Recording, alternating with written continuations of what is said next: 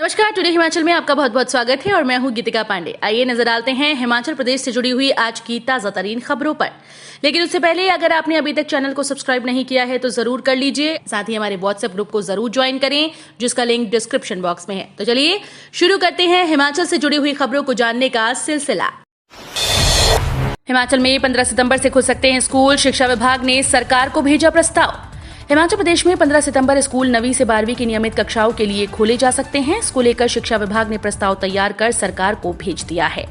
इसमें विभाग ने कोरोना की मौजूदा स्थिति को देखते हुए उक्त कक्षाओं के लिए स्कूल खोलने का सुझाव दिया। हालांकि मामले पर सरकार ही अंतिम फैसला लेगी। अभी प्रदेश में 14 सितंबर तक स्कूल बंद हैं और सरकारी स्कूल्स में 9वीं से 12वीं कक्षा के विद्यार्थियों की ऑनलाइन परीक्षाएं ली जा रही हैं, जो 14 सितंबर तक जारी रहेंगी। ऐसे में परीक्षाएं समाप्त होने के बाद सरकार स्कूल्स को खोल सकती है। बता दें कि प्रदेश में 1 सितंबर से कॉलेज भी खोल दिए गए हैं। हिमाचल में 6 संक्रमितों की मौत, 145 नए पॉजिटिव मरीज, जाने सक्रिय केस। हिमाचल प्रदेश में गुरुवार को 6 और कोरोना पॉजिटिव मरीजों की मौत हो गई। इसमें बिलासपुर जिले में 58 वर्षीय महिला, कांगड़ा में 75 वर्षीय महिला, मंडी में 82 वर्षीय महिला व 90 वर्षीय बुजुर्ग, शिमला में 76 वर्षीय बुजुर्ग और 60 वर्षीय व्यक्ति ने दम तोड़ा। उधर प्रदेश में कोरोना के 145 नए मामले आए। प्रदेश में कोरोना मृतकों का आंकड़ा 3612 पहुंच गया। वहीं अब तक कोरोना के 2,15,235 मामले आ चुके हैं। इनमें से 2,09,887 ठीक हो चुके हैं। कोरोना के सक्रिय मामले 1,719 हो गए। इसमें से बिलासपुर जिले में 146, चंबा 89, हमीरपुर 237, कांगड़ा 400, किन्नौर 32, कुल्लू 63, लाहौल स्पीति 33, मंडी 323, शिमला 268, सिरमौर 7, सोलन 66 और ऊना में 55 सक्रिय मामले हैं। बेकाबू होकर वैक्सीनेशन सेंटर में जा घुसी एम्बुलेंस, ट्रेनी नर्स जख्मी। क्षेत्रीय अस्पताल कुल्लू के परिसर में एक एम्बुलेंस अनियंत्रित होकर वैक्सीनेशन सेंटर में जा घुसी। हादसे में एक नर्सिंग ट्रेनी छात्रा घायल हो गई, जिसका अस्पताल में इलाज किया जा रहा है। जानकारी के अनुसार एम्बुलेंस जिले के निजी अस्पताल से क्षेत्रीय अस्पताल के लिए मरीज लेकर आ रही थी। इस दौरान मेन गेट में एंटर होते ही एम्बुलेंस अनियंत्रित हो गई। अनियंत्रित एम्बुलेंस अस्पताल परिसर में स्थापित वैक्सीनेशन सेंटर में जा घुसी। इस हादसे में नर्सिंग ट्रेनी छात्रा को चोटें लगी हैं। गनीमत रही कि इस दौरान वहां पर ज्यादा लोग मौजूद नहीं थे, अन्यथा बड़ा हादसा पेश आ सकता था। चंबा जिले में भूकंप के झटके, रिक्टर पैमाने पर 3.6 रही तीव्रता। हिमाचल प्रदेश के चंबा जिले में गुरुवार को भूकंप के झटके महसूस किए गए। भूकंप का केंद्र चंबा जिले में जमीन के अंदर 5 किलोमीटर गहराई पर था और इसकी तीव्रता रिक्टर पैमाने पर 3.6 मापी गई। भूकंप के चंबा से सटे कांगड़ा जिले के कई भागों में भी महसूस हुआ। भूकंप आते ही कई लोग अपने घरों से बाहर निकल आए। हालांकि भूकंप से किसी तरह के जानमाल के नुकसान की सूचना नहीं मिली। धर्मशाला में रहने वाले रियांश, सचिन, अभिषेक, हर्ष, तमन्ना, शिवानी, कार्तिका और तनुजा ने बताया कि देर शाम आए भूकंप से वो सहम गए थे। गोविंद ठाकुर बोले, शिक्षा क्षेत्र के ढांचे की मजबूती पर खर्चे जाएंगे 650 करोड़। शिक्षा मंत्री गोविंद ठाकुर ने कहा कि राष्ट्रीय शिक्षा नीति लागू करने में हिमाचल देश भर में अग्रणी है। शिक्षा मंत्री गुरुवार को हिमाचल समग्र शिक्षा राज्य परियोजना की ओर से डाइट मंडी के तत्वावधान में राष्ट्रीय शिक्षा नीति संवाद और हितधारकों से परामर्श को लेकर आयोजित जिला स्तरीय कार्यशाला में बतौर मुख्य अतिथि बोल रहे थे। मंत्री ने बताया कि भारत सरकार ने हिमाचल के लिए स्टार्स प्रोजेक्ट मंजूर किया है। विश्व बैंक के सौजन्य से चलने वाले इस महत्वपूर्ण प्रोजेक्ट के तहत हिमाचल में नई राष्ट्रीय नीति 2020 को धरातल पर उतारने के लिए 650 करोड़ रुपए खर्चे जाएंगे। लाहौल में प्रवेश पर पर्यटकों से टैक्स वसूली शुरू, प्रशासन ने स्थापित किए बैरियर। हिमाचल प्रदेश के जनजातीय जिला लाहौल स्पीति में प्रवेश करने के लिए सैलानियों को अब टैक्स देना होगा। लाहौल के प्रवेश द्वार पर स्थित अटल टनल के नॉर्थ पोर्टल के समीप विशेष क्षेत्र विकास प्राधिकरण के तहत बैरियर स्थापित किया गया। इसके तहत एकत्र की जाने वाली राशि स्थानीय क्षेत्र में विकास और सुविधाओं पर खर्च की जाएगी। अटल टनल रोहतांग के बनने के बाद लाहौल स्पीति में सैलानियों की संख्या में इजाफा हुआ। पर्यटकों को बेहतर सुविधाएं प्राप्त हों, इसके लिए प्रशासन ने नॉर्थ पोर्टल के समीप साडा का बैरियर स्थापित किया है। विस अध्यक्ष और मुख्यमंत्री ने राष्ट्रपति को हिमाचल विधानसभा के विशेष सत्र में आने का दिया न्योता। हिमाचल प्रदेश विधानसभा अध्यक्ष विपिन सिंह परमार ने मुख्यमंत्री जयराम ठाकुर के साथ गुरुवार को नई दिल्ली में राष्ट्रपति रामनाथ कोविंद से राष्ट्रपति भवन में मुलाकात की। परमार ने राष्ट्रपति को 17 सितंबर को हिमाचल प्रदेश विधानसभा आने और सुबह 11 बजे प्रदेश के पूर्ण राज्यत्व स्वर्णिम जयंती वर्ष पर आयोजित 1 दिवसीय विशेष सत्र को संबोधित करने का न्योता दिया। मुख्यमंत्री ने राष्ट्रपति को सूचित किया कि सरकार विभिन्न कार्यक्रमों के माध्यम से राज्य भर में स्वर्णिम हिमाचल समारोह आयोजित कर रही है, क्योंकि राज्य इस वर्ष 25 जनवरी को 50 वर्ष का हो गया है।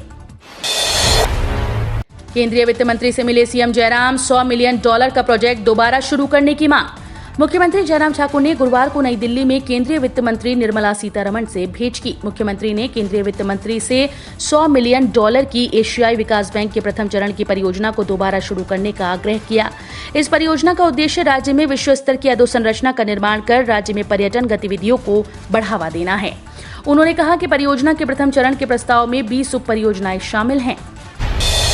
5 दिवसीय दौरे पर 16 को आएंगे शिमला। रिट्रीट के कर्मियों का होगा RT-PCR टेस्ट, नहीं दे पाएंगे शॉल टोपी भेंट। और राष्ट्रपति रामनाथ कोविंद 5 दिवसीय दौरे पर 16 सितंबर को शिमला पहुंचेंगे और 20 सितंबर तक यहीं रहेंगे। वो शिमला राष्ट्रपति निवास रिट्रीट में निवास करेंगे। राष्ट्रपति रामनाथ कोविंद के साथ उनकी पत्नी व करीब 20 रिश्तेदार भी आएंगे। हिमाचल प्रदेश सरकार ने इसके लिए तैयारियां शुरू कर दी। राष्ट्रपति के पहुंचने से 24 घंटे पहले छराबड़ा स्थित रिट्रीट के कर्मचारियों का RT-PCR टेस्ट करवाया जाएगा। जाला देवी मंदिर पर गिरी बिजली, मूर्तियां खंडित, बेहोश हुआ पुजारी। बिलासपुर जिले के उपमंडल स्वारघाट के तहत ग्राम पंचायत स्वाहड़ के जाला देवी मंदिर में वीरवार सुबह 7:25 पर गुंबद पर बिजली गिरी।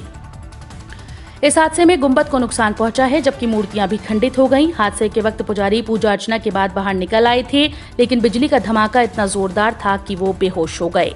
पुजारी रामलाल ने बताया कि सुबह मौसम खराब होने के कारण गर्जना के साथ हल्की बारिश हो रही थी, लेकिन जब वो पूजा अर्चना करने के बाद मंदिर के बाहर आए तो बिजली गिर गई, जिससे एक बड़ा धमाका हुआ और वो बेहोश हो गए। होश आया तो हादसे की जानकारी दी।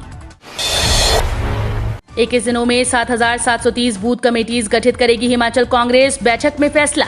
हिमाचल प्रदेश कांग्रेस 21 दिनों के भीतर 7,730 बूथ कमेटीज गठित करेगी। बूथ स्तर पर कमेटीज में 5 से 12 नए कार्यकर्ता शामिल किए जाएंगे। इन्हें प्रदेश कांग्रेस कमेटी परिचय पत्र भी जारी करेगी। गुरुवार को प्रदेश अध्यक्ष कुलदीप राठौर ने राजीव भवन शिमला में प्रदेश कांग्रेस की बूथ स्तर पर कार्यकर्ता कमेटीज की देखरेख व कार्य आवंटन के लिए गठित पार्टी महासचिव और सचिवों के साथ बैठक की।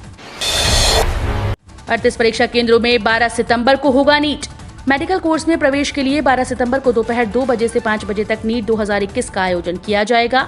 शिमला और हमीरपुर में 19 केंद्रों में ये परीक्षा होगी। परीक्षा में कोविड प्रोटोकॉल का पूरा पालन किया जाएगा। इसी के अनुसार परीक्षा केंद्रों में बैठने की व्यवस्था होगी। शिमला में 5100 और हमीरपुर के केंद्रों में 8,313 परीक्षार्थी परीक्षा देंगे। सेब के अच्छे दाम के लिए अड़ गई 2 बहनें, बोली बच्चे भी पालने हैं। हिमाचल प्रदेश के शिमला जिले की मतियाना फल मंडी में सेब बेचने पहुंची महिलाओं के सेब का रेट जब 1450 रुपए लगाया गया तो उन्होंने खरीदार को 2 टूक कह दिया, हमें बच्चे भी पालने हैं, सही रेट दो, सेब की क्वालिटी देखो, कोई रस्टिंग नहीं है। खरीदार बोला माल में छींटा यानी ओले के निशान हैं। महिला बोली थोड़ा तो होगा ही, बड़े पेड़ में जाली के बाहर लग जाता है, वेट कलर में कोई कमी हो तो बोलो। वन मंत्री पठानिया के बेटे पर फर्जी तरीके से गाड़ी बेचने का आरोप।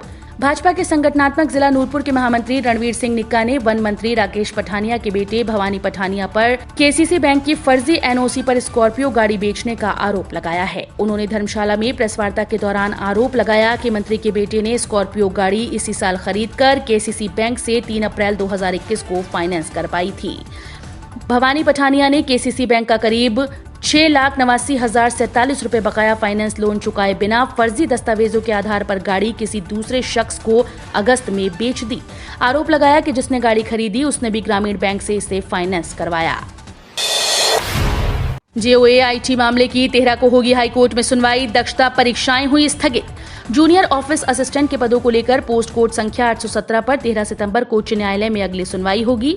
सुनवाई की तारीख तय होने के साथ ही हिमाचल प्रदेश कर्मचारी चयन आयोग ने 12 सितंबर तक होने वाली दक्षता परीक्षाओं को भी स्थगित कर दिया है। ये जानकारी आयोग के सचिव डॉक्टर जितेंद्र कंवर ने दी। उन्होंने बताया कि अगले आदेशों तक आयोग द्वारा ली जाने वाली दक्षता परीक्षाएं स्थगित रहेंगी। पुलिस के पहरे में ज्योति का अंतिम संस्कार, ससुरालियों पर लगा हत्या का आरोप। हिमाचल के मंडी जिले के जोगेंद्र नगर में 1 माह से लापता गड़ूही की ज्योति का शत विक्षत शव बीते रोज मिला था, जिसका गुरुवार को मायका पक्ष ने हराबाग में अंतिम संस्कार कर दिया। इस दौरान भारी पुलिस बल तैनात रहा। मृतका की फॉरेंसिक जांच के बाद परिजनों ने ज्योति का पूरे विधि विधान से संस्कार किया। ज्योति के भाई दीपक ने बहन की चिता को मुखाग्नि दी। वहीं ससुराल पक्ष से कोई भी सदस्य इस अंतिम संस्कार में शामिल नहीं हुआ। ज्योति के माता पिता ने एक बार फिर उनकी बेटी की हत्या की बात उठाई और मामले में सरकार और पुलिस प्रशासन से न्याय की गुहार लगाई। तो ये थे हिमाचल प्रदेश से जुड़े हुए आज के ताजा तरीन समाचार। उम्मीद करते हैं आपको जरूर पसंद आए होंगे। थोड़े से भी पसंद आए हो तो चैनल को सब्सक्राइब और वीडियो को लाइक करना बिल्कुल ना भूलें।